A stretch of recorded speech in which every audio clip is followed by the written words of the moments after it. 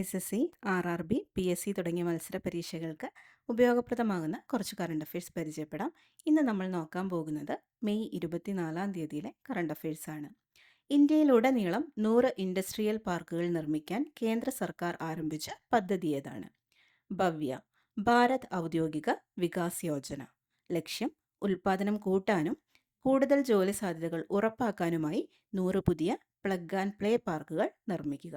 3 പതിറ്റാണ്ടുകളായി അടഞ്ഞുകിടക്കുന്ന ഗുഞ്ചിയിലെ primary school Indian സൈന്യം പുനർനിർമ്മിച്ചു തുറന്നത് ഏത് ഓപ്പറേഷന്റെ ഭാഗമായാണ്? ഓപ്പറേഷൻ സദ്ഭാവന.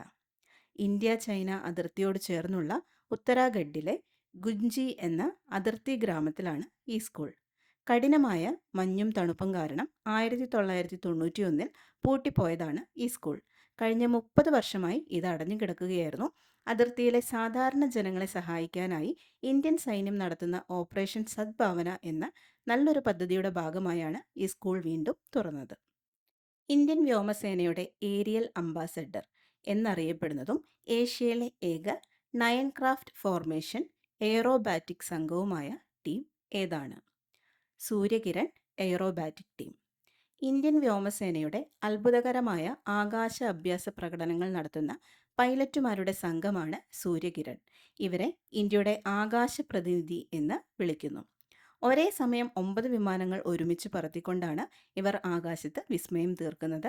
ഏഷ്യയിലെ ഇത്രയധികം വിമാനങ്ങൾ ഒന്നിച്ച് ഉപയോഗിച്ച് അഭ്യാസം നടത്തുന്ന ഏക ടീം ഇതാണ്. 1996 കർണാടകയിലാണ് ഈ ടീം രൂപീകരിച്ചത്. ഇവർ അടുത്തിടെ തങ്ങളുടെ 30ാം വർഷവും 800-ലധികം എയർ ഷോകളും പൂർത്തിയാക്കി. മയക്കുമരുന്ന് മാഫിയകൾക്കെതിരെയും വിദ്യാഭ്യാസ സ്ഥാപനങ്ങൾ കേന്ദ്രീകരിച്ചുള്ള ലഹരി വിപണനത്തിനെതിരെയും ആഭ്യന്തര വകുപ്പ് ജൂൺ 1 മുതൽ ആരംഭിക്കുന്ന പുതിയ സംസ്ഥാന വ്യാപക കർമ്മ പദ്ധതി ഏതാണ്? Operation Toofan, the narco hunt. ലക്ഷ്യം സ്കൂളുകളും കോളേജുകളും കേന്ദ്രീകരിച്ചുള്ള മയക്കുമരുന്ന് വിൽപ്പന തടയുക. സംസ്ഥാന സർക്കാരിൻ്റെ കടപ്പത്രങ്ങൾ ലേലം ചെയ്യാൻ ഉപയോഗിക്കുന്ന RBI പ്ലാറ്റ്ഫോം ഏതാണ്? ഇ-കുബേർ. റിസർവ് ബാങ്ക് ഓഫ് ഇന്ത്യയുടെ ഔദ്യോഗിക സോഫ്റ്റ്വെയർ സംവിധാനമാണിത്. കേന്ദ്ര സംസ്ഥാന സർക്കാരുകൾക്ക് വികസന പ്രവർത്തനങ്ങൾക്കായി പണം കണ്ടെത്തുവാനും കടപ്പത്രങ്ങൾ വിൽക്കുവാനും ഈ പ്ലാറ്റ്ഫോം സഹായിക്കുന്നു. ചന്ദ്രന്റെ ഉപരിതലത്തിൽ 2 വ്യത്യസ്ത മൺപാളികൾ ഉണ്ടെന്ന് കണ്ടെത്തിയ ചന്ദ്രയാൻ 3 ഉപകരണം ഏത്? ചേസ്റ്റ്. ഇതിൻ്റെ പൂർണ്ണരൂപം ചന്ദ്രാസ് സർഫേസ് തെർമോഫിസിക്കൽ എക്സ്പീരിമെൻ്റ് എന്നാണ്. ചന്ദ്രയാൻ 3 ലാൻഡറിലുള്ള ഒരു ഉപകരണമാണിത്. ചന്ദ്രൻ്റെ മണ്ണിലെ താപനില അളക്കുന്നതിലൂടെ ഉപരിതലത്തിൽ നിന്ന് ഏതാനും സെൻറ്റിമീറ്റർ താഴെയായി വ്യത്യസ്ത സ്വഭാവമുള്ള 2 മൺപാളികൾ ഉണ്ടെന്ന് ഈ ഉപകരണം കണ്ടെത്തി. 2026 അമേരിക്കൻ ഗോഡാർഡ് ആസ്ട്രോനോട്ടിക്സ് പുരസ്കാരം ലഭിച്ച ഇന്ത്യൻ ബഹിരാകാശ ദൗത്യം ഏതാണ്? ചന്ദ്രയാൻ 3.